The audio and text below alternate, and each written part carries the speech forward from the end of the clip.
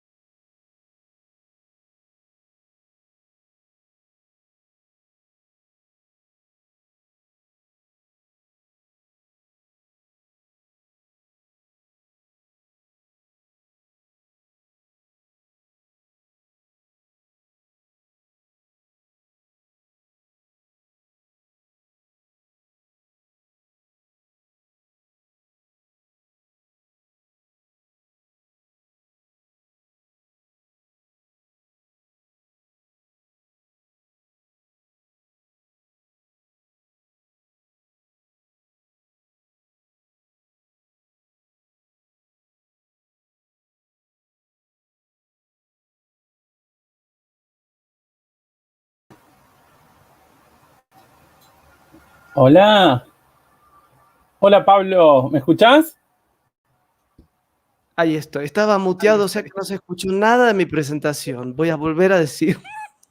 Nacho, aquí estamos, actor, cantante, coach vocal, médico otorrinolaringólogo, especializado en voz profesional, trabajó en El Jorobado de París, Drácula, El Fantasma de la Ópera, Bella y Bestia, Mundo Redondo, Objetos Maravillosos de Hugo Midón, The Hole y El Pimiento Verdi, en el Teatro San Martín, y estudió teatro con Agustín Aleso, Julio Chávez, Rubén Viani, y canto con Susana Nadich y Ricardo Jost. Hola, Nacho. Muchas gracias por la invitación. Bueno, qué presentación, gracias. No, qué placer, qué Se me placer. se me empiezan a notar los años cuando me empiezan a decir todo.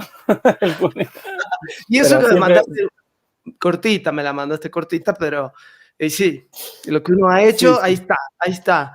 Y, pero qué maravilla, yo pensaba, qué maravilla ser cantante, cantante de musicales, coach vocal y encima otorrinolaringólogo. O sea, quisiera Bueno, no tener sé si es una maravilla. uno acá sentado así todo el tiempo que me, que me esté diciendo. ¿Por qué? ¿Por qué no es una maravilla? ¿O por qué no? No, no, es una forma, sino la verdad que para mí ha sido una gran herramienta, sin dudas. De hecho, día a día me acompaña la posibilidad de entender un poquito mejor el instrumento, día a día me acompaña y me estimula a buscar un poco más el conocimiento, que la verdad que uno no termina de aprender nunca mucho y la verdad que es el día de hoy que uno tiene un montón de dudas y un montón de preguntas que todavía no tiene respuestas claras del todo, ¿no? Pero creo que me ha servido y la verdad que sí que ha sido una posibilidad muy rica para mí de poder unir mundos, de poder entender mejor no solo lo que me pasa como artista, sino lo que le pasa a mis pacientes como pacientes. Entonces, la verdad que sí, que como decís, es una maravilla o es una bendición el hecho de poder unir mundos, ¿no? Y cuando vos podés unir dos pasiones, porque la verdad que las dos cosas me gustan mucho, eh, es la verdad que es como algo que la verdad que muchos ojalá pudieran tener, ¿no? Esto de poder unir sus mundos y Sí, encontrar profesiones. totalmente, un privilegio, ¿no? Un privilegio. Y te iba a preguntar, ¿qué vino primero? O si fueron a la par, cuando estudiabas, ¿también estabas ya en comedia musical? ¿O No, cómo fue? sí, no, primero llegó mi cantante, mi artista.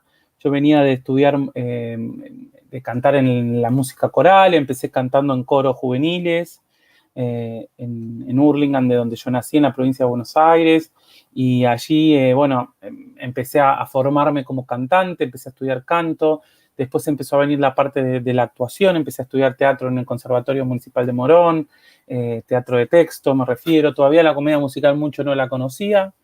Un día fui a ver, me llevaron mis padres medios obligados a ver Drácula al Luna Park, al estadio Luna Park, que como vos sabrás ha sido para nuestro país un antes y un después en la historia del musical. Sí, totalmente. Y ahí descubrí recuerdo la primera escena de Drácula, que en la abertura bajaban todos por la escalinata del Luna Park, y yo dije, yo quiero hacer eso. Y era muy chiquito y dije, bueno, descubrí que había una cuestión ahí de un mundo que me gustaba, y lo empecé a investigar y empezó a generarme curiosidad, y la verdad que ahí descubrí que esto era para mí.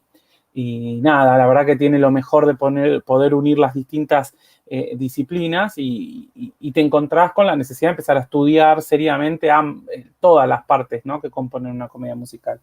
Así que ahí empecé a tomar clases, alguna clase con Pepe Cibrián, empecé a tomar clases de danza, empecé a tomar clases a estudiar un poco más el estilo de la música, de la comedia musical, y a seguir con el repertorio, y bueno, y uno nunca paraba de aprender y de querer aprender, y siempre la necesidad de poder acceder a las exigencias que tiene el género, ¿no? Exacto, pero yo pensaba, qué sueño haber deseado estar en un musical así y haber estado en ese mismo musical, en Drácula. Sí, sí, la verdad que fueron muchos años después. Yo la vi en el 91 cuando estrena Drácula, y nunca me imaginé que cuando veía ese personaje, yo en el 2007 en el Teatro Ópera tuve la suerte de interpretar a Van Helsing, que es uno de los protagonistas de la obra, y la verdad que era como un sueño hecho realidad, porque la verdad que el musical es un clásico, y fue como concretar un poco ya El Jorobado había sido concretar un sueño, ¿no? Porque también lo vi en ese estadio, también lo vi con el sueño de algún día estar, y yo recuerdo el día que hicimos el ensayo general del Jorobado de París, en el Ópera también, y recuerdo que me vino a la mente las veces que yo en mi casa imaginaba un escenario gigante y estar ahí en el Ópera, y la verdad que lo bueno es no perder esa ilusión que te hace cuando sos joven y cuando no imaginas lo que te va a deparar la vida artística, ¿no? Y eso yo creo que todavía no lo perdí y trato de conservarlo mucho, esa ilusión. Qué lindo. Y ahora te dedicas como otorrino a la voz profesional. Uh-huh. Sí, yo me formé, bueno, cuando me recibí de médico dije, siempre cuento lo mismo porque dije, o cuelgo el título y yo me recibí de médico trabajando de teatro, haciendo gira teatral por el país. Yo me Claro. iba con los libros de medicina, llegaba, rendía examen, me iba a estudiar. En la gira me veían estudiando y nadie entendía qué hacía yo ahí. Y lo logré, y cuando me recibí dije, bueno, ¿qué hago? Me gustaban otras especialidades también médicas, y porque soy como muy curioso de la medicina, me gusta mucho la medicina, y dije, bueno, alguna manera de unir los mundos era justamente dedicarme a la voz, y empecé a estudiar la especialidad, me formé en un hospital público donde tuve que hacer todo, nariz, garganta, oído, digamos, lo que abarca la especialidad de la otorrinolaringología, y ahí descubrí que me gustaba y que era apasionante y que me servía un montón para comprender cosas que yo antes no entendía, y me puse a estudiar mucho la voz. Y bueno, y de a poco se fue dando que mis compañeros de teatro me empezaron a consultar, y que empecé a tener un poco un circuito de pacientes fuera del hospital público del país, en el que en general las personas que me consultan son cantantes, actores, locutores, o actrices, y bueno, y tengo la suerte de poder estar hablando con un colega y aparte cuidar su voz. Y es la suerte y el desafío y la responsabilidad, porque realmente para mí es una gran responsabilidad cuidar una voz cuando yo sé que alguien vive con eso, ¿no? Que es su instrumento de laburo. Claro, claro. Me encanta tenerte acá en este episodio porque Eres la persona que más sabe de todas las que han estado en relación a lo que sucede realmente físicamente, fisiológicamente, ¿no? Y me encantaría ya ir metiéndonos en esto de los profesionales de la voz, los cantantes, los actores, que la gente, por ahí veo algunos comentarios, nos pregunten, que te pregunten, que estás acá, vamos a exprimirte. Yo no veo nada, no veo las preguntas de la gente, pero Acá, bueno. acá hay algunos comentarios, después los leo. Sí. Bueno, lo primero que te quiero preguntar es, ¿cuál es esa patología que ves recurrente en los cantantes profesionales? Que digas, esto es lo que siempre aparece, ¿no? Mira, ¿me escuchás ahí vos, Sí, Pablo? sí, te oigo. Bien. Mira, la verdad que patologías hay como bastante, algunas que son como muy, muy prevalentes y que uno las empieza a ver seguido y después empieza como a reconocerlas fácilmente. Digamos que básicamente uno en el mundo del trabajo de la voz profesional se puede encontrar como con algunas situaciones que podríamos dividirlas como en dos grandes grupos para que se entienda fácilmente. Aquello que es una patología que uno trae de fábrica, que nosotros llamamos patologías congénitas, o características congénitas de la laringe que pueden predisponer a ciertas situaciones. Y después están las patologías adquiridas, ¿no? Que tienen que ver con, sobre todo, con la demanda y la exigencia vocal. ¿Y por qué hago esta diferenciación? Porque probablemente en una persona que no está sometida a esa demanda vocal y esa exigencia vocal que representa la voz profesional, que podríamos decir que es el uso más exquisito y más exigente, entre comillas, que se le puede dar a la voz humana, probablemente esa misma persona, si no se dedicara a lo que se dedica, muchas de las cosas por las que puede llegar a consultar no le llamarían la atención. Es así que cuando uno se encuentra, si bien la patología vocal afecta a cualquiera, no solo a los profesionales de la voz, es así que cuando uno se encuentra con una persona, muchas veces, si es un profesional de la voz o te cuenta, yo nunca tuve un problema de la voz. Y por ahí uno cuando mira su laringe tiene algo, pues ¿cómo puede ser que nunca le haya dado síntomas? Y probablemente lo que pasó es que nunca lo percibió o nunca le generó un conflicto porque no había una demanda que lo hiciera evidente. Y frente a la demanda vocal aparece la queja, ¿no? Aparece la limitación o aparece el problema y la persona se empieza a dar más cuenta. Entonces, es así que uno tiene que diferenciar un poco eso, ¿no? ¿Cuánto hay que traer de fábrica y cuánto hay que fue adquirido después, ¿no? Y esto está bueno. Sí. Por el uso, digo, ¿no? Por el uso mismo de la voz profesional, claro. Claro. Y a mí me gusta explicar esto porque hay como un estigma que, bueno, que vos que entrenás voces y demás conocerás y te habrá pasado tener que enfrentarte a alumnos y demás que se lesionan y que tienen patología de la voz. Y hay como un estigma detrás de la patología de la voz que pareciera ser que si tuviste algún problema en la voz es porque estás haciendo algo mal o porque no sos del todo buen cantante o porque tu técnica no es buena o porque tu profesor es malo, que puede ser cierto también todo eso, pero no necesariamente es así. Entonces a mí me gusta decir una frase que es que la patología vocal es un estado y no un estigma, porque que creo que eso es algo que si no pone un rótulo interno al artista que no lo deja avanzar en su recuperación. Si siente que tiene responsabilidad o culpa de lo que le pasó porque hizo algo mal, ¿no? No siempre tiene que ver con que uno hizo algo mal. Como dice, tenemos en común a Fabiana Wilder, ¿no? Es una amiga en común. Ella dice, claro, justamente se lesionan porque están haciendo algo, están trabajando de una manera, como decías, profesional que requiere cierto trabajo que una persona en su casa a lo mejor no lo hace, ¿no? Entonces, Claro. no necesariamente es un mal uso. Tenemos que entender que nuestras cuerdas vocales son instrumentos muy pequeños y muy delicados. Los pliegues vocales, siempre damos el ejemplo de que uno debería mirarse el tamaño de la uña del dedo gordo para saber más o menos cuál es la longitud de las cuerdas vocales, ¿no? Estamos hablando de algo muy chiquito y que tiene estructuras musculares y que el músculo está recubierto por una cubierta a la que nosotros llamamos mucosa, que es muy delicada y y esos milímetros de mucosa hacen mucho a el timbre de nuestra voz. y pequeños cambios en la constitución de esa mucosa, de esa cubierta de la cuerda vocal, hacen que sonemos o pueden condicionar a que sonemos distinto. Y cuando nosotros fonamos, nuestras cuerdas vocales empiezan un ciclo vibratorio, se juntan y hay un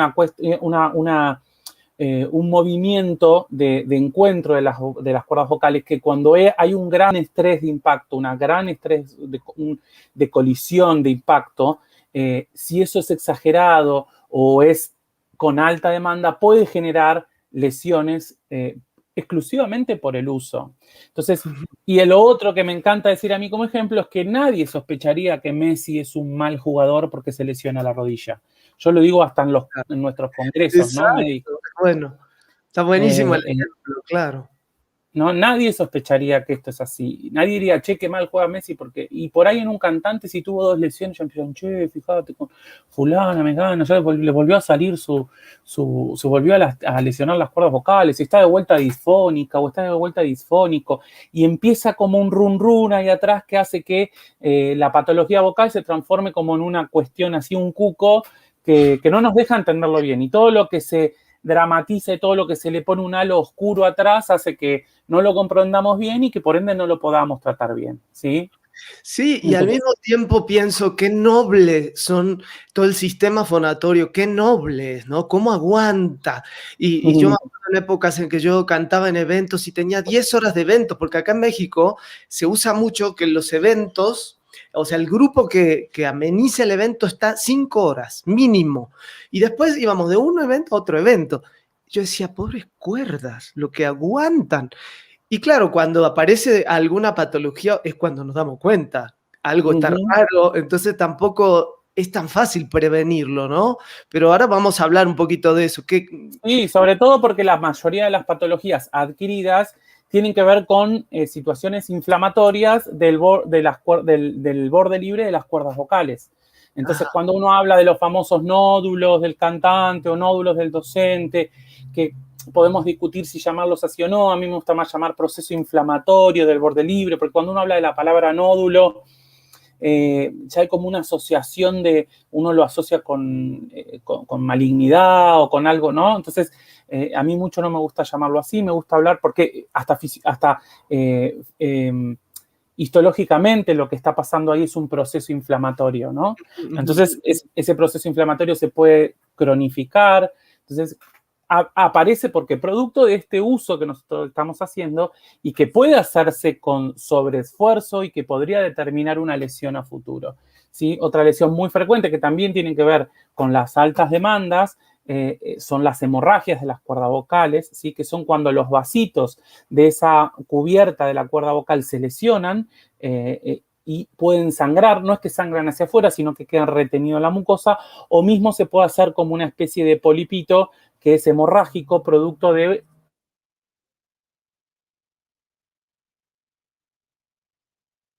que esa extravasación sanguínea. Esas son dos hemorragia, como si en los procesos inflamatorios, pero son situaciones frecuentes y en el caso de las hemorragias de las cuerdas vocales o de los pólipos hemorrágicos son como una situación bastante importante de la laringe que hay que atender con mucho cuidado porque puede llegar a conducir a lesiones que después queden o a cicatrizaciones anómalas que hagan que después esa mucosa no pueda vibrar bien y no se pueda emitir bien el sonido.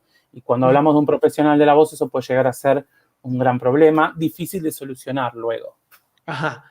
Te quería preguntar, tengo un alumno que canta hermoso y que se empezó a tener dolores de cuello. Dice que le dolían acá los músculos, todos los músculos del cuello, y estuvo, o sea, no podía cantar muy bien, no llegaba a los agudos, y se hizo una laringoscopía, fibrolaringoscopía, y salió que tenía reflujo. Lo que yo no sabía era que el reflujo era capaz de generar esos dolores, esos como espasmos. Sí, a mí me gustaría diferenciar dos cosas ahí, Pablo. Ese es otro de los grandes enemigos, como nos gustaba llamar a esta charla, de la voz, ¿no? Que ese reflujo faringolaringio, que lo llamamos nosotros. Sí, que tiene que ver con la producción de ácido del estómago que asciende por el esófago y se va hacia la garganta, y como la laringe está muy cerquita del esófago, exactamente por delante del esófago, esto baña las cuerdas vocales, este ácido, y la inflama. Eso llamamos reflujo extraesofágico, ¿sí? Por fuera del esófago, ¿sí? Y eso genera. Ahora, tenemos que diferenciar. Sí puede generar esta sensación de dolor y de molestia, pero rara vez es la condicionante o la que esté causando específicamente la disfonía, ¿sí? Quiero decir que pueden coexistir dos situaciones, que puede estar ese factor de reflujo, que puede estar dando esta sensación, y que también eso condiciona a que yo termine generando adaptaciones que me puedan favorecer a la aparición de disfonía, ¿sí? No se explica solamente por el reflujo cuando aparece la disfonía, aunque pueden estar y coexistir, ¿sí? Pero es muy importante que el profesional de la voz pueda cuidar estos aspectos, porque sí, claramente, de hecho se llama encrucijada aerodigestiva, porque se encuentran ahí, ¿no? El inicio del esófago y nuestra laringe se encuentran, están muy cerquita, y obviamente que se van a afectar una con otra. Entonces, tenemos que conocer esto para poder actuar en consecuencia y cuidarnos, ¿sí? Pero me gusta diferenciar esto porque es muy importante. Después, otra cosa que también puede estar pasando ahí, en esto que vos me contás de este muchacho, tiene que ver con tensiones musculares. No te olvides que nuestra laringe tiene como dos tipos de músculos rápidamente. Tiene los músculos intrínsecos de la laringe, ¿sí? Que son músculos que van de una estructura de la laringe hacia otra estructura de la laringe, ¿no? Entre ellos está el músculo vocal, por ejemplo. Y después tenemos otros músculos que se llaman extrínsecos, que son músculos que van desde la laringe hacia otra estructura del cuello que no es la misma laringe. Como claro, por ejemplo, pueden ser sí, son los músculos extrínsecos de la laringe, sí, que tienen que ver con la base de la lengua, con el hioides, con otras, sí, que son los músculos que generan ascenso y descenso de la laringe, y cuando hay mucha tensión en esta zona del cuello, ¿sí? Genera que el ascenso y descenso laringio se vea dificultado y uno pierde agilidad en la movilidad laringea, pierde agilidad, y eso puede generar fatiga y puede generar dolor. Por eso es importante que el cantante esté atento a si carga peso en esta zona, si lleva siempre la mochila del mismo lado con mucho peso, si tiene una postura adecuada. No es cuando uno insiste con la postura del cantante, no es solamente porque está bueno y para relajarse. Tiene que ver con que el sistema necesita de eso para funcionar mejor, ¿no? Exacto, sí, lo has dicho claramente. En la técnica Alexander lo que hablamos justamente es de eso. La gente se cree que la técnica Alexander es una técnica de postura, pero es una técnica que va hacia el buen uso total, ¿no? de todo nuestro ser psicofísico. Entonces, siempre nuestro objetivo es que ese uso sea coordinado en la totalidad, no solamente como un instrumento que está aquí aislado, ¿no? Sí, tratar de intentar excindir a la laringe y al funcionamiento de la voz del resto del cuerpo es muy complejo, porque cuando uno ve qué sistemas intervienen en la fonación, en la producción de la voz, aparece el sistema respiratorio, aparece interviene en el sistema endocrino, ¿sí? A través de las hormonas, el sistema nervioso central, ¿sí? Aparecen las emociones, aparece el sistema osteomuscular, ¿sí? Con lo cual es un intrincado sistema que se junta, y que querer excindir la laringe solamente y entender el problema de ese cantante exclusivamente mirando la laringe a veces no alcanza, ¿sí? Tampoco podemos dejar de mirarla la laringe, ¿no? Es excluyente mirarla, pero no explica todo. Por eso a mí no me gusta al paciente decirle: usted no tiene nada. Por ahí no tiene nada que le puedo ver yo hoy, pero claro, si a usted le está pasando algo, algo está pasando, ¿sí? Que puede ser del resorte de cualquiera de esos mundos de los que hablábamos, ¿sí? Exacto, lo dijiste divinamente. Yo creo que cuantos más maestros de canto tengan clara esta concepción global, mejores cantantes van a conseguir, ¿no? Total. Te quiero leer, a ver, un saludito. Bueno, Blanca Cortázar dice: yo quiero cantar. Vamos, Blanca, Mate. Hugo Alejo, Nacho, ¿conoces el método Steele? En caso que sí, ¿cuál es tu opinión sobre él? Sí, lo conozco, tengo muy buenas referencias. Yo siempre hablo, cuando hablo de los métodos, de hecho, hasta inclusive hay algunos profesionales logopedas y fonoaudiólogos que lo usan como una estrategia más en sus tratamientos de rehabilitación, aunque eso en el caso de que sean fonoaudiólogos y demás, ¿no? En general, cuando hablo de los métodos, ¿no? De la pedagogía del canto o de los métodos, a mí me gusta decir que cuando un método ¿cómo identificar si ese método sirve o no? Porque siempre a ti también te lo preguntarán, ¿no? ¿Cómo sé Sí, si es claro. bueno o no? ¿Cómo sé si es bueno o no es bueno? ¿Cómo sé si ese maestro es bueno o esa maestra es buena para mí o no? Yo siempre le digo, mira, si vos te vas de las clases sin dolor, si vos empezás a sentir que lográs avances en la producción de repertorio específico que tiene que ver con lo que es para tu voz, cuando vos sentís que el proceso de emisión de tu voz es cada vez en base a menos esfuerzo, bueno, independientemente de cuál sea el método, sabemos que vamos por lo menos por buen camino, ¿no? Que son como señales de alerta. Después también está bueno informarse, ¿no? Obviamente, investigar. Eh, eh, Porque métodos puede haber un montón, pero la verdad es que realidades también hay un montón de realidades de cantantes y de instrumentos vocales. Entonces yo no sé si todo sirve para todos, ¿entendés? Porque creo que en la vida nada sirve para todos. Y todo puede servir para todos. El desafío está en encontrar a través de qué forma y de qué forma segura yo tengo resultados exitosos por mi voz. Entendiendo por exitoso no vender discos o que me elijan en una prueba o llenar un teatro. Entendiendo por exitoso que estoy haciendo uso de lo que amo hacer, que es emitir con mi voz, que puedo disfrutar de ese canto y gozar de lo que hago y que puedo darme el gusto de ir accediendo a nuevo repertorio, a nuevas funciones de mi voz que me permiten abarcar otro tema, un tema nuevo o una área nueva o una producción nueva, ¿no? Creo que por ahí uno puede preguntarse, y yo siempre hago ese ejercicio de decirles, pregúntate esto, ¿no? Para que vos sepas si vas por buen camino. Está buenísimo. Yo te quiero preguntar, Nacho, em, cuando decimos que la voz envejece, Ujú. ¿qué es lo que envejece? O sea, ¿pierde elasticidad la musculatura? ¿Qué pasa? ¿Qué sucede cuando esas voces que vamos oyendo, ¿no? De cantantes más... Ujú. Sí, bueno, todas las voces envejecen, ¿no? Ujú. Todos envejecen. No olvidemos que como hablamos de todos los tejidos de nuestro cuerpo envejecen, todos nuestros músculos empiezan a no tener la misma tonicidad muscular, ¿sí? La misma potencia, la misma fuerza muscular. Las articulaciones, como hay en la laringe, también envejecen.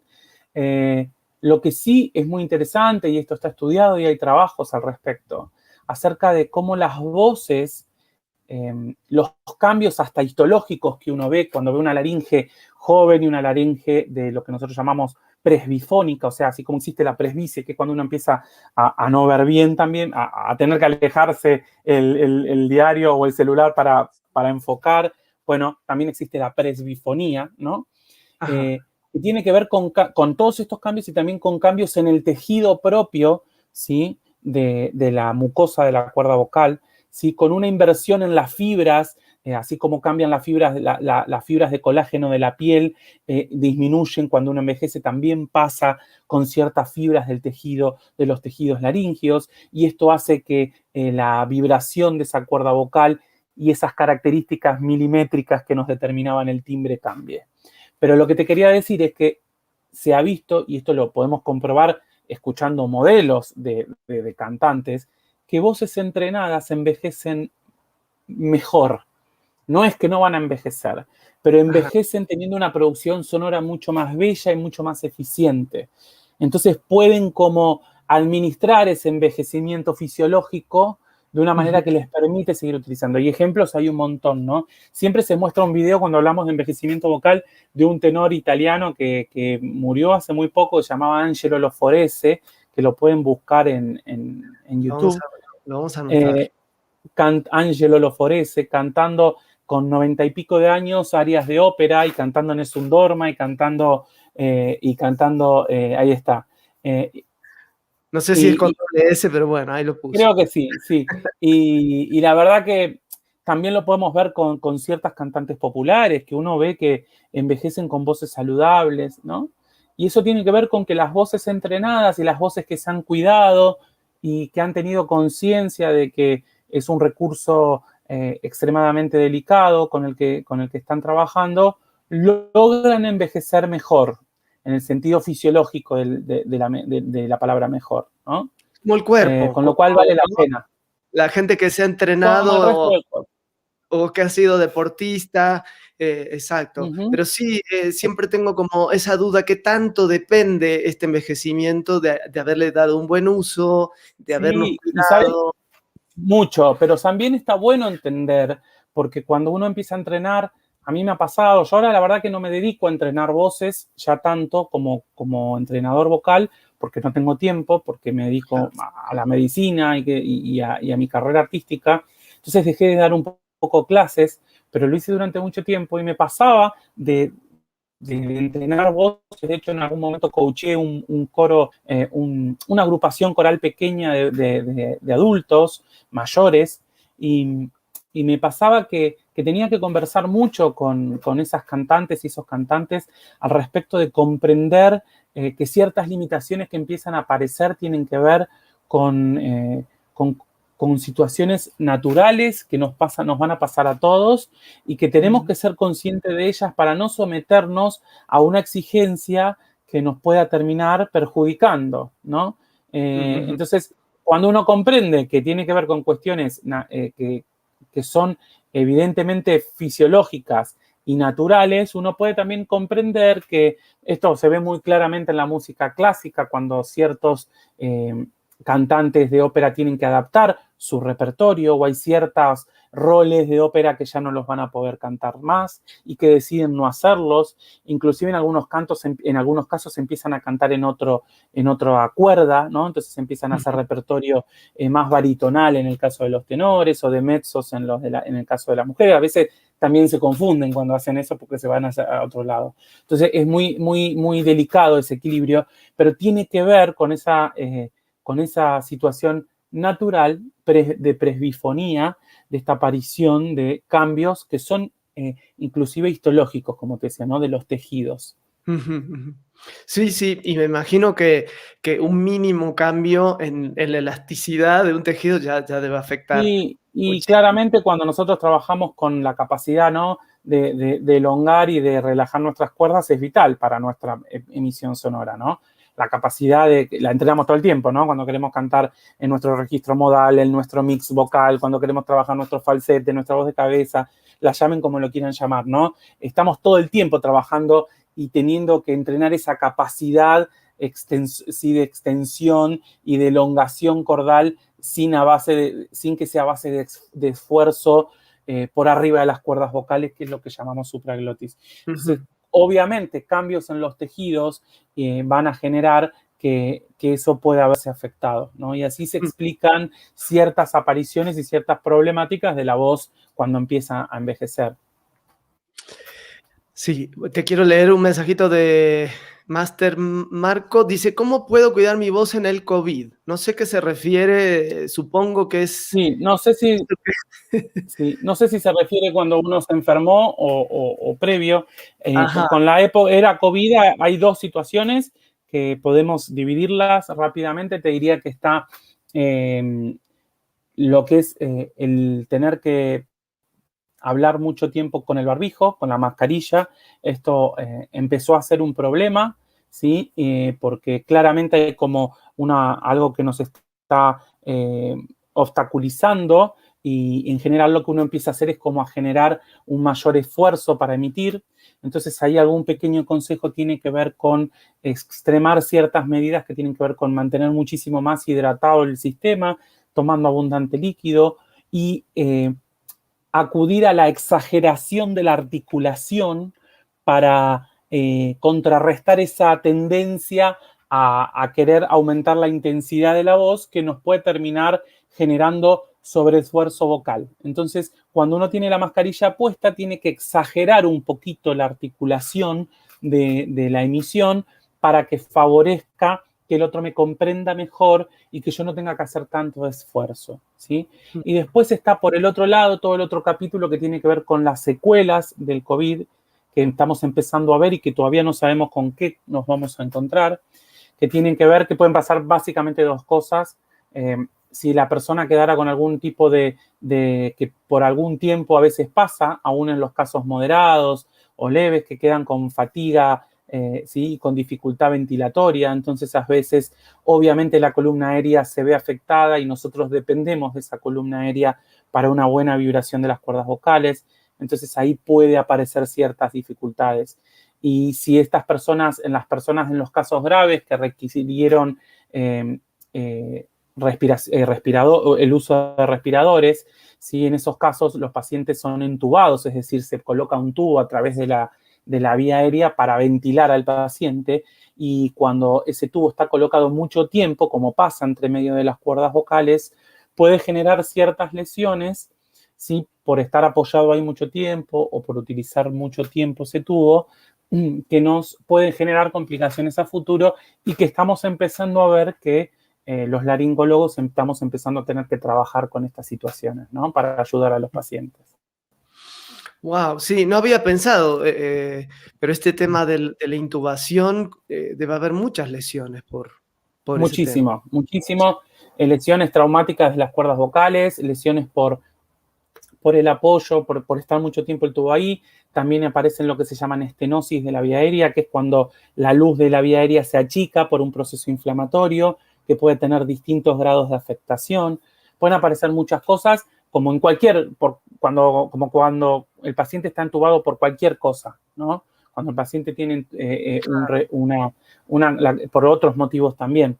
Y bueno, y después estamos viendo que quedan ciertas condiciones también que tienen que ver con características que le estamos empezando a ver a las laringes en fonación después de que atravesaron el COVID. No nos olvidemos que no deja de ser un cuadro que es un cuadro de afección de la vía aérea superior e inferior y que la laringe se encuentra inmerso. De hecho, hemos visto ya, no es uno de los síntomas más frecuentes, pero muchos pacientes que cursan o que su primer síntoma es la disfonía, ¿no? Y a veces resulta ser que son pacientes que tenían COVID, ¿sí? Quiero decir, si bien no es de los patognomónicos de los que está, hemos visto muchos pacientes y uno puede conocer hasta casos reconocidos que se refieren que principalmente su principal síntoma fue que se levantó disfónico de golpe, ¿no? Entonces, bueno, siempre hay que tener en cuenta las disfonías, nunca hay que minimizarlas, ni en el contexto de COVID, ni no en COVID, ¿no? Pero bueno. Síntoma muy, muy claro de algo. Vamos a tener que seguir estudiando mucho más la afección vocal de esta patología, porque nos vamos a empezar a encontrar con cosas seguramente. Y nos va a requerir ayudar mucho a los pacientes, ¿no? Acá hay una pregunta también en relación, los maestros que llevamos más de un año dando clases por Zoom, se nos ha desgastado la voz porque hoy es nuestro único instrumento y tendemos a gritar. Acabamos diario agotados de la voz. ¿Qué aconsejan? Bueno, básicamente tiene que ver con esto, ¿no? Con que no estábamos preparados y esto vino a mostrarnos que la demanda vocal que genera la docencia, ¿no? Que si bien siempre estuvo la necesidad de pararnos frente a uno, tiene como una tendencia a querer hablar con mayor intensidad, a mayor volumen, y eso también fatiga más. Entonces el uso de auriculares es una gran estrategia, poder tener un retorno de escuchar. Entonces escucharme hace que yo no aumente y que no empiece como dice Diana, ¿no? Diana, a desgastarme tan rápidamente, a que tenga pequeños periodos de intervalo vocal, a que como tengo yo aquí tenga mi hidratación permanente. ¿Sí? La hidratación es muy importante. A cuidar más que nunca los periodos de descanso cuando termino de trabajar. Yo siempre le digo a los pacientes cuando no pueden dejar de trabajar porque es su herramienta, le digo, bueno, si vos vas a hacer uso del instrumento para trabajar, cuida muchísimo el uso que vas a hacer social.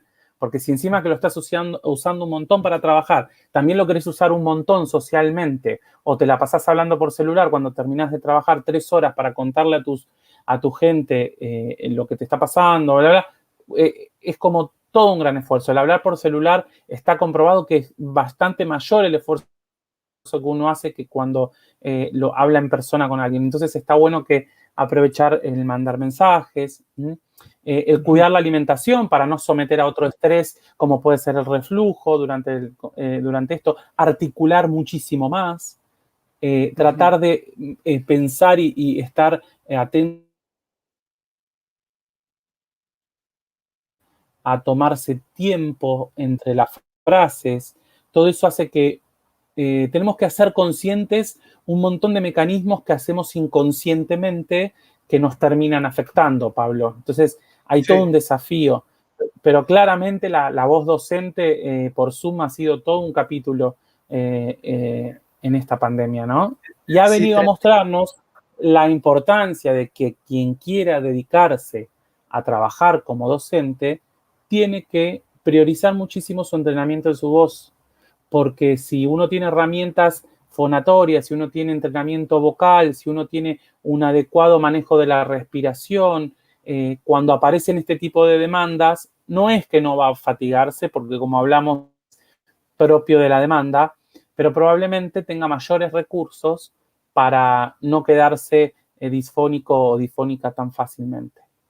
Exacto, sí, es como una solución multidisciplinaria, ¿no? Hay que verlo de Sí, muchos claro. lugares. Y ahora Claro que que sí. mencionas la hidratación, cuando tomamos agua, ¿cuánto tiempo tarda el agua en, no sé, llegar al tejido de las cuerdas? Eso está bueno porque hay como, podemos hablar como está bueno decir esto porque la gente tiene que saber que cuando uno toma agua, ese líquido que uno traga no va para la vía digestiva, sino que justamente, para la vía aérea, perdón, sino que la epiglotis, que es una estructura de la laringe, se cierra y permite justamente que el agua no vaya hacia la vía aérea, porque si no nos ahogaríamos, ¿sí? Entonces va hacia la vía digestiva. Y eso tiene que pasar un tiempo, que es en horas, para que se hidrate como con todo el resto de los tejidos. Entonces a eso nosotros lo llamamos hidratación indirecta o hidratación secundaria, ¿sí? Que tiene que ver con que yo tengo que estar tomando agua antes de que voy a hacer uso de la voz, más allá que es cierto que se siente mucho mejor cuando uno está hidratando mientras hace uso de la voz, ¿sí? Y que todo lo que tiene que ver con el tracto supraglótico, más allá de lo que no sea, que no bañe la laringe, este líquido que yo tomo, favorece a que funcione mucho mejor, ¿sí? Entonces, en ese caso tenemos que estar, por eso es importante que no solo me vaya con mi botellita de agua cuando yo tengo que ir a hablar o cuando voy a cantar, sino que venga tomando líquido a lo largo de todo el día. Y lo ideal es el agua. Entonces yo siempre le digo a los pacientes y le decía mucho a mis alumnos que asocien ciertas situaciones con el consumo de agua. Entonces, por ejemplo, vos siempre que te subís al agua tenés que tener una botella, tenés que saber que cuando manejás tomás. Vos tenés que saber que cuando almorzás y cuando cenás tomás 2 vasos de agua. Entonces ya tenés 4 vasos de agua asegurados. Más la vez que te subiste al agua ya tenés tu botellita de por lo menos 500 mililitros que ya la tomaste. Y si cuando te sentás a ver Netflix, vos tenés que saber que te sentás. Entonces, cuando uno asocia con ciertas rutinas, la ingesta de agua se hace como más fácil sostenerlo y lo empieza como a internalizar. Que si estás dependiendo de acordarte y demás, ¿no? Porque hasta que lo haces un hábito cuesta un poco. Entonces, a veces ayudarse con esto sirve. Y lo otro que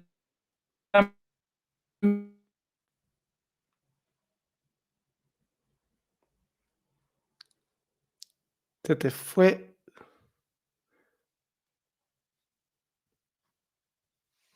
Se fue, se fue, se fue. Ay, te fuiste. estoy. Ahí está, ahí está, ahí ¿Tú me está. escuchas? Sí, te escucho, te escucho. Ahí está. Ah, Eh, te estaba hablando sí, de la hidratación directa, que en ese caso cuando uno hace vaporizaciones o inhalaciones, ahí sí directamente estaríamos hidratando y bañando la mucosa. Eso se hace a través se puede hacer con nebulizaciones con solución fisiológica o los viejos vagos que hacían las abuelas con el vapor de agua o inclusive con la ducha, con el vapor de la ducha, cuando uno se sienta un rato, antes abre la ducha y inhala eso, puede hacer muy bonito. Y existen humidificadores y vaporizadores que se venden, comerciales que son exclusivamente para eso y que ayudan mucho. No solo es porque se siente bonito la importancia de la hidratación y porque los tejidos, lo que se ha visto que los tejidos cuando están hidratados, ya sea de modo directo e indirecto, como decías vos, la presión necesaria que tiene que hacer el aire para vencer, para iniciar el ciclo fonatorio es mucho menor. Entonces ese umbral de presión baja y tenemos que emitir con menor tensión. Un tejido deshidratado es un tejido que le cuesta vibrar más y esa presión aumenta. Sí, y siempre que haya y siempre vamos a tener que querer trabajar con la menor fuerza posible, con la menor necesidad de esfuerzo posible. Entonces es por eso que es muy importante la hidratación. Está genial. O sea que hay que hidratarse todo el día. No, no tengo un show y solo me tomo un vaso de agua antes del show. No voy a lograr demasiado. Exactamente, exactamente. Dice, Hugo dice, es que nos hace dos preguntas, Hugo, a ver si se pueden unir. Dice, ¿cuál sería, Nacho, por lo que decís, una postura correcta? Y dice, bueno, ahí... Sí. Ajá. Porque tiene que ver con esto. Entre las diversas escuelas de canto es controvertido el uso del diafragma y de empujar el aire al cantar. ¿Cuál es tu opinión sobre esto, Nacho? Mira, solamente acá, sí, más que como médico, te hablo como cantante y como las veces que... si hay un gran generador de mitos en la producción y en la producción vocal es el diafragma. ¿Sí? El uso del diafragma, el diafragma es un músculo principalmente involuntario, con lo cual yo no puedo hacer mucho para controlarlo. El diafragma funciona todo el tiempo. El diafragma, yo no tengo que cantar con el diafragma. Yo no puedo no cantar con el diafragma porque no puedo hacer nada sin el diafragma. Porque no puedo respirar sin el diafragma. Es un músculo que está funcionando todo el tiempo. No existe la respiración diafragmática, no existe una respiración que no sea diafragmática. Exactamente. Después tampoco hay nada que empujar. No hay nada que empujar porque el aire entra por una cuestión de presiones. Simplemente es decir, sería como, tendríamos que podríamos hacer una charla exclusivamente de respiración, ¿no? A mí me apasiona el tema, pero no hay nada que empujar, no hay ninguna panza que inflar exageradamente, no hay ningún libro que ponerse arriba de la panza y sostener para hacer fuerza. Donde hay tensión no hay buen sonido, donde hay fuerza corremos riesgos de hacer las cosas mal. Entonces, no es que es controvertido el uso de diafragma, es controvertido pensar el diafragma en el abdomen cuando el diafragma está llegando en el tórax. Entonces, cuando pensamos el diafragma, bajar el diafragma es una cúpula que está metida ahí, es como un montón de mitos y un montón de imágenes que nos han brindado que no nos ayudan, ¿no? Tengamos en cuenta esto, porque ¿sabés qué te va a resolver esto, Alejo? Yo a veces le digo, mira, agarrá un atlas de anatomía de YouTube, de Google, poné localización de diafragma y vas a entender que un montón de las cosas que te dijeron no tenían sentido. Solamente con mirar una imagen, ¿no? Sin entender mucho más. Pero hay dos cosas que yo ya te diría que te saques de la cabeza. Que tengo que aprender cómo hago para usar el diafragma y que tengo que empujar el aire al cantar. Ya hay dos cosas que ahí hay que, para mí, sacarse un poquito de la cabeza. Exacto, y yo considero fundamental una mínima, ¿no?, preparación de los maestros de canto en qué es lo que realmente está sucediendo en el cuerpo, ¿no? Cómo sucede la respiración como un fenómeno natural, que en lugar de favorecerlo lo interferimos con todo ese tipo de cosas, de empujes y de querer generar una sensación de algo donde no tenemos, ¿no? Porque no podemos sentir el diafragma. Te quiero leer. Yo en mi cuenta Saber de Vos, hago mucho hincapié esto y tengo un video que los invito a que lo vean. Después les vamos a dejar el link hacia la Sí, ahora lo dejamos, ahora lo apunto. Y a veces pongo como, a propósito, puse por como estas mensajes, cómo elegir un coach vocal, ¿no? Como si yo fuera a dar alguna verdad revelada que no la tengo. Y entre estas cosas yo digo que está bueno que uno sea curioso de saber qué grado de preparación tiene la persona que me va a entrenar. En ese video yo digo, le vas a poner en tus manos un instrumento delicado y exquisito como es tu voz, como es tu laringe. Entonces, no temas en saber cuál es su formación, cuál es su preparación. Nadie lo va a tomar mal si es una persona bien intencionada, cuál es su currículum, cuál es su trayectoria en el entrenamiento de voces, cómo entiende el uso de la voz, cómo entiende a qué entiende por resultados óptimos de la emisión vocal. Está bueno escuchar a cantantes que están entrenados por ese maestro o esa maestra, porque uno sabe un poco, ¿no? Hacia dónde va. Hay que ser un poco curioso y cuidadoso. Digo esto en relación a esto que decís vos, ¿no? Que los maestros deben formarse. Un poco lo que hacemos también en Saber de Vos, lo que yo busqué Saber de Vos, que sea un espacio para que las personas que les interesa dar clases y que les interesa formarse puedan encontrar, no de mí, sino de todo otro resto de profesionales, info, charlas. Entonces hay charlas de gente muy reconocida que cuenta experiencias. Hicimos la primera edición el año pasado con un éxito espectacular de un curso para coach vocal, y la verdad que tuvimos muchísima respuesta, porque la realidad es que la gente que está dando clases de canto quiere formarse y quiere aprender más. Entonces, bueno, claro, uno tiene que ir a buscar, ¿no? Bueno, vos sos una persona que forma a muchas personas, ¿no? Que entrenan después a otros. Y vos lo verás mucho, ¿no? Que hay como una avidez de aprender. Y también hay gente que es menos responsable, como en todas las profesiones, ¿no? Sí, sí, totalmente. O sea, a mí lo que me ha pasado es cuando encuentro la técnica Alexander, me doy cuenta qué es lo que sucede en el cuerpo de verdad, lo que está pasando a nivel respiratorio, a nivel muscular, y me empecé a acordar de todos mis maestros, muchos muy conocidos, que me decían cada cosa que digo, si yo hoy pudiera hacerles un juicio, les hago un juicio a todos.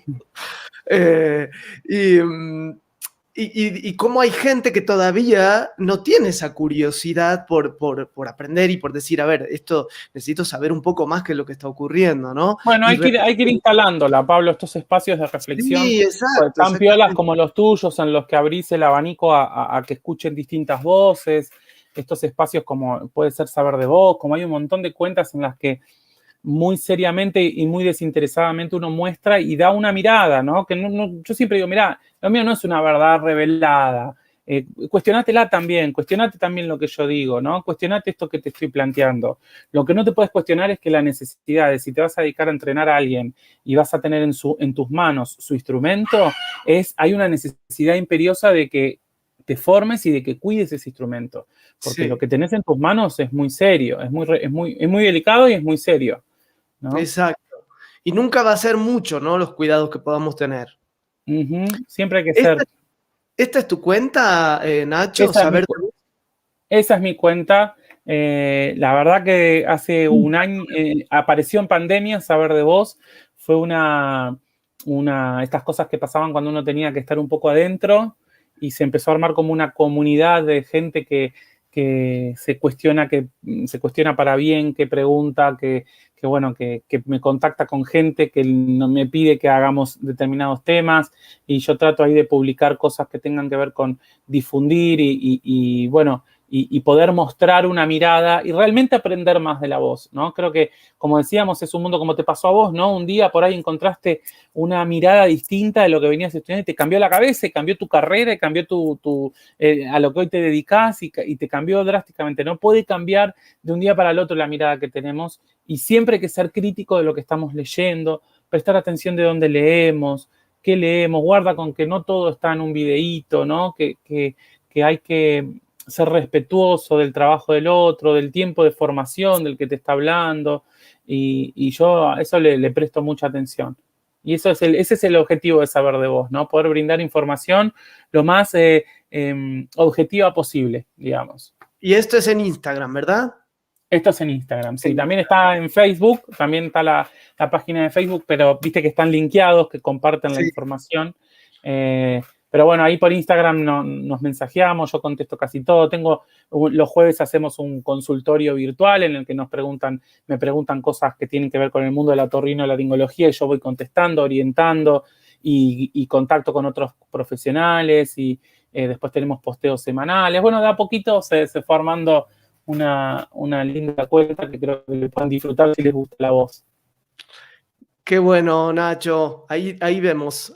@saber de vos en Instagram. Quiero leer tu mensajito. Fundamental el abordaje holístico en la enseñanza del canto, especialmente la técnica Alexander, que al liberar tensiones innecesarias contribuye a la emisión de un sonido de gran calidad, Alberto. Dice... Tal cual, Alberto, hay que pensarse, ¿no? Mira, ahí te piden. Sí, porque voy a dar un curso en mayo para maestros de canto. Mira, qué bueno, justo que estamos hablando de eso. Qué interesante. Sí, contame, a ver. Me pueden buscar acá. Bueno, es un curso de 2 meses que voy a dar para maestros de canto, en el que primero hacemos un trabajo de reconocer los hábitos nuestros en la vida y en la voz y en lo que hacemos, para después poder observar en mi alumno. Entonces, esta es la idea, esta visión, ¿no?, holística. Qué bueno esto. Ahí en la página lo van a encontrar. Dice Hugo, muchas gracias por sus respuestas, muy amables y claros ambos. Una última consulta, ¿es recomendable utilizar el vocal fry al calentar o enfriar? A ver, ¿qué opinas ahí vos? Por ejemplo. ¿Vos lo usás, Pablo? La verdad yo no lo uso. Yo uso cosas más clásicas. Sí. No, yo lo que uso mucho es cosas de tracto vocal semiocluido, uso mucho. Que ahora en todos lados hay videos de eso. ¿Qué opinas, Nacho? Sí, a ver, el vocal fry a veces se usa, hay quienes, yo tampoco tengo la experiencia, no me sirve a mí mucho para hacer cool down, para hacer enfriamiento vocal. Yo siempre digo que tanto el warm-up como el cool-down, o sea, el calentamiento y el enfriamiento vocal, y de hecho tengo ahora una publicación hecha al respecto de eso, debe ser como una horma del zapato, ¿no? Tiene que ser a medida, tiene que ser a descubrir esa cosa, ese ejercicio, Hugo, que a vos te sirva, ¿no? Si vas a hacer un vocal fry, tenés que hacerlo adecuadamente, con la técnica adecuada, cuidadosamente, y tenés que sentir que eso realmente te coloca la voz en un lugar de reposo, si es una vuelta a la calma. Yo descubro que con otras cosas, ¿sí? Básicamente, si te tuviera que resumir cuál es mi warm-up ideal, sería ejercicios de mínima relajación del cuello y de este área que yo llamo la zona de tensión, ¿no? De la que no puede haber tensiones, ¿sí? Cervical y la musculatura de la cara, ¿sí? Después algún lip trill, o sea, alguna vibración labial y lingual, alguna apraxia lingual. Hago alguna vocalización con escalas ascendentes y descendentes muy pensada para mí, que a mí me coloca la voz en un lugar sonoro que a mí me gusta. Y muchas veces utilizo algún ejercicio de tracto vocal semiocluido que, como vos decís, puede ser simplemente con la propia mano y uno ya está generando un ejercicio de tracto vocal semiocluido. No hace falta comprarse la super máscara, la bombilla especial, ¿no? Hay que aprender a hacerlos y hay que tener cuidado porque no cualquier ejercicio de tracto vocal semiocluido es para cualquiera. Eso está bueno que uno se asesore con gente que sabe, con los foniatras que están preparados para entrenarnos y que podamos usarlos. Y yo tengo los que a mí me sirven, entonces por eso no hago como un copy-paste y se los reparto a todo el mundo, porque puede no servirte. Y lo que yo te estoy dando puede, lejos de ayudarte a tener un buen warm-up, te puede llegar a poner la voz en un lugar que te condicione a rendir menos. Así exacto.